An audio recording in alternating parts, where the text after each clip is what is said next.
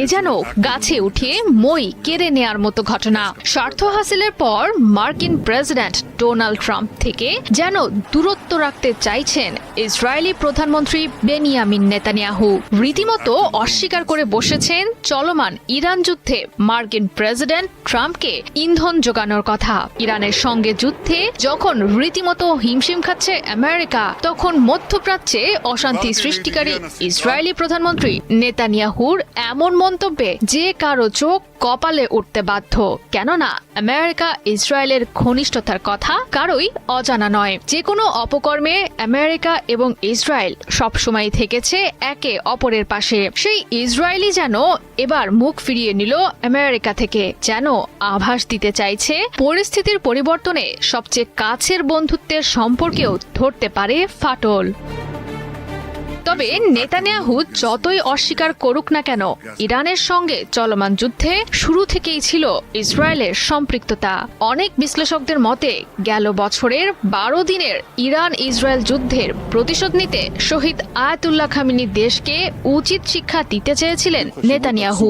আরব দেশ ওমানের মধ্যস্থতায় যখন আলোচনার টেবিলে বোঝাপড়ার পথে এগোচ্ছিল আমেরিকা এবং ইরান, তখন পর্দার আড়ালে যাবতীয় কলকাঠি নাড়ছিল গাজাকে ধ্বংসস্তূপে পরিণত করা ইসরায়েল। আলোচনার মাঝেই ইরানে হামলা চালানোর জন্য নেতানিয়াহু প্ররোচিত করেছিলেন মার্কিন প্রেসিডেন্ট ডোনাল্ড ট্রাম্পকে, যার ফলাফল হিসেবে চলতি বছরের 28 ফেব্রুয়ারি অপারেশন এপিক ফিউরি নামে ইরানে যৌথ হামলা চালায় আমেরিকা এবং ইসরায়েল। যুদ্ধের শুরুতেই ইরানকে দুর্বল করে দিতে দেশটির সর্বোচ্চ ধর্মীয় নেতা আয়াতুল্লাহ খামেনিকে হত্যা করতে মার্কিন গোয়েন্দা সংস্থা CIA কে পূর্ণ সহযোগিতা দিয়েছে বিতর্কিত ইসরায়েলি গোয়েন্দা সংস্থা মোসাদ। বিভিন্ন গণমাধ্যমে প্রকাশিত তথ্যে দাবি করা হয়, দীর্ঘ সময় ধরেই জনপ্রিয়তার শীর্ষে থাকা খামেনিকে হত্যার পরিকল্পনা করেছিল মোসাদ।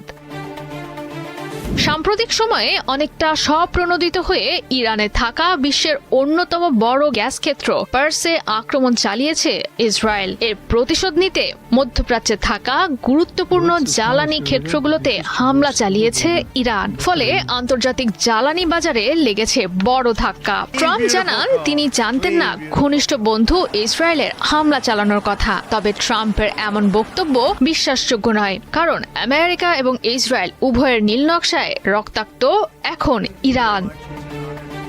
তবে ইরান যুদ্ধে নিজ দেশের অভ্যন্তরেই তলানিতে থেকেছে ট্রাম্পের জনপ্রিয়তা। প্রশ্ন উঠেছে, তবে কি ইসরায়েলের জন্যই যুদ্ধে জড়ালো আমেরিকা? ডেমোক্রেট সহ কিছু রিপাবলিকান নেতাদের অভিযোগ, যুদ্ধ করার জন্য প্রভাবিত করা হয়েছে ট্রাম্পকে। তবে নেতানিয়াহু তার বিরুদ্ধে আনা সব অভিযোগ মানতে অস্বীকৃতি জানিয়েছেন। ইরানের যুদ্ধ যখন টানা 3য় সপ্তাহে প্রবেশ করেছে, তখন তিনি পরোক্ষভাবে বুঝিয়ে দিতে চাইছেন হামলার সিদ্ধান্ত পুরোপুরি আমেরিকার নিজের।